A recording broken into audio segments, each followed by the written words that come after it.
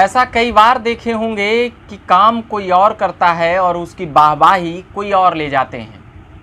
जी हाँ, यही हुआ योगी सरकार के शपथ ग्रहण के दिन, यानी कि आज से ठीक 4 दिन पहले ये एक तस्वीर वायरल हुई जो स्मृति ईरानी का कहना था कि यह तस्वीर हमने खींची, पर इसका क्रेडिट ANI को गया, जो पिक्चर और वीडियो न्यूज़ चैनलों को मुहैया कराती है। वह एजेंसी ANI, उसको लेकर स्मृति ईरानी ने ट्वीट करके कहा कि मेहनत हमारी थी, यानी कि तस्वीर हमने खींची थी और तमाम क्रेडिट ANI को गया। इसको लेकर खासा विवाद हो रहा है सोशल साइटों पर तमाम मीम बनाकर चलाए जा रहे हैं। साथ ही स्मृति ईरानी फिर से सुर्खियों में आई, जो लगातार मोदी सरकार बनने के बाद से ही वह सुर्खियों में हैं। कभी डिग्री को लेकर, कभी जो उनका सीरियल था उसको लेकर, उनके गाने थे उनको लेकर, तमाम प्रकार से कभी मोदी कभी BJP को लेकर उनका नाम को जोड़कर उन्हें ट्रोल किया जाता है। मगर इस बार वह खुद ही ट्रोल होना चाहती थी और साथ ही वह भी मज़ा लेना चाहती थी कि जिस प्रकार से हमने ये मेहनत की थी मगर उसका मेहनताना किसी और को मिल गया। उन्होंने शपथ के दिन एक तस्वीर शेयर की थी, उसमें एक संयोग ही कहा जा सकता है कि BJP के 4 अध्यक्ष, 3 पूर्व और 1 वर्तमान वहाँ पर मौजूद थे और वर्तमान प्रधानमंत्री भी उसमें मौजूद थे। उसमें तस्वीर में पहले देख रहे होंगे कि नितिन गडकरी हैं, जो सबसे कम उम्र के अध्यक्ष बनने का रिकॉर्ड बनाए थे।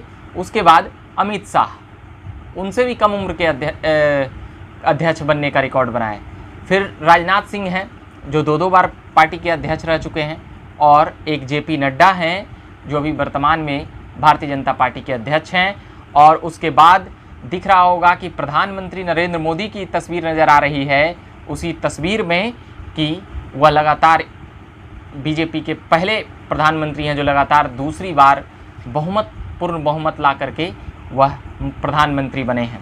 तो समझ सकते हैं BJP के 5 नेताओं की ये संयोग की कहा जाएगा स्मृति ईरानी के द्वारा यह खींचा गया है। उसी को लेकर यह विवाद है कि यह फ़ोटो किसने खींचा।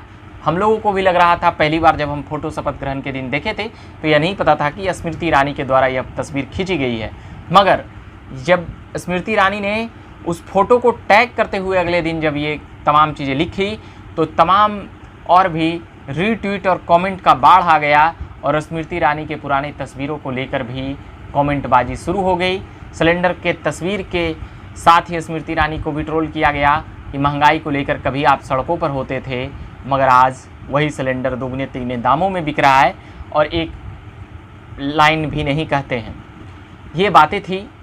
और साथ ही ANI का भी ट्वीट आया, उस पर तमाम बातें, तमाम चीज़ें, कई चीज़ें प्राइवेसी है, क्योंकि कई चीज़ों को कह सकते हैं कि वो तमाम कमेंट्स अपने अपने ढंग से किए जा रहे हैं, अभी भी हो रहे हैं कमेंट्स और लगातार जारी है। स्मृति ईरानी भी उन लोगों को कमेंट करके कह सकते हैं कि दोनों ओर से एक प्रकार से कह सकते हैं कि एक तो BJP जीती हुई थी तो स्मृति ईरानी ऐसे ही खुश थी, तो खुशी में भी कह सकते हैं कि ये कड़वाहट भरी कोई ऐसी ट्वीट नहीं थी स्मृति ईरानी के लिए। और स्मृति ईरानी भी ये तमाम चीज़ें दोनों तरफ के कह सकते हैं कि बैलेंसिंग मज़ा लेने के लिए, या कह सकते हैं कि इंटरटेनमेंट का एक जरिया बन गया स्मृति ईरानी का यह ट्वीट।